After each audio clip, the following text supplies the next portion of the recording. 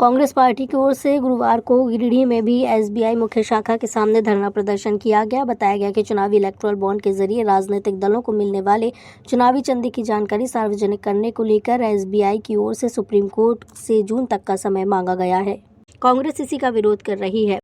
मोदी तेरी तानाशाही नहीं चलेगी। कांग्रेस पार्टी जिंदाबाद जिंदाबाद जिंदाबाद। कांग्रेस पार्टी जिंदाबाद जिंदाबाद जिंदाबाद। सोनिया राहुल जिंदाबाद जिंदाबाद जिंदाबाद। नरेंद्र मोदी होश में आओ, होश में आओ, होश में आओ। नरेंद्र मोदी होश में आओ, होश में आओ, होश में आओ। मौके पर प्रदर्शन की अगुवाई कर रहे जिलाध्यक्ष धनंजय सिंह ने कहा कि केंद्र सरकार के इशारे पर एसबीआई के अधिकारी जानबूझकर सुप्रीम कोर्ट से जून तक का समय मांग रहे हैं ताकि लोकसभा चुनाव संपन्न हो जाए।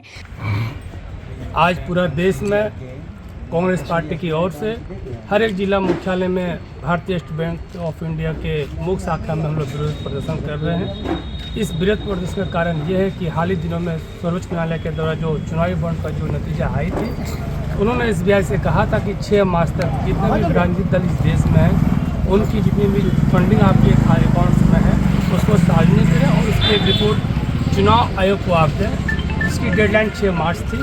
तो आज 6 मार्च से आज 7 मार्च हो गए हैं, इन्होंने इस चीज़ को नहीं किया।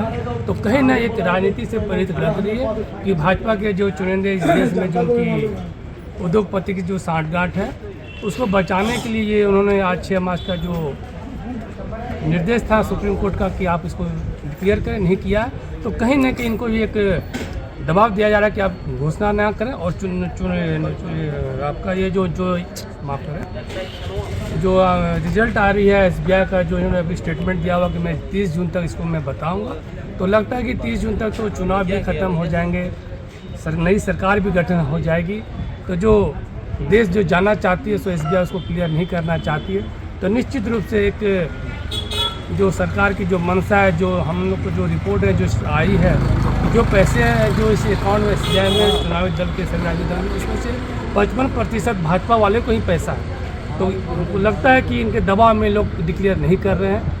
इसी के विरोध में आज हम लोग यहाँ पर धरना प्रदर्शन हम लोग कर रहे हैं। वहीं अन्य नेताओं ने कहा कि कांग्रेस इस मुद्दे पर चुप नहीं बैठेगी और हर व्यक्ति तक ये संदेश पहुंचाएगी कि चुनावी बॉन्ड के नाम पर न केवल लोकतंत्र को नुकसान पहुंचाया गया बल्कि भाजपा ने एक बड़ा आर्थिक अपराध भी किया। ये कहीं ना कहीं हमको लगता है कि भारत सरकार के द्वारा माननीय मोदी जी के दबाव में ये स्टेट बैंक काम कर रही है। जिस तरीके से आपने देखा कि ईडी और सीबीआई भारत सरकार के द्वारा अंडर में काम कर रही है, उनके इशारे पे काम कर रही है। यदि अगर वह प्रेशर भारत सरकार का और मोदी जी का नहीं हुआ होता तो निश्चित रूप से 6 मार्च को ये खुलासा हो गया रहता कि किस राजनीतिक दल का कितना फंडिंग आपके यहाँ जमा है।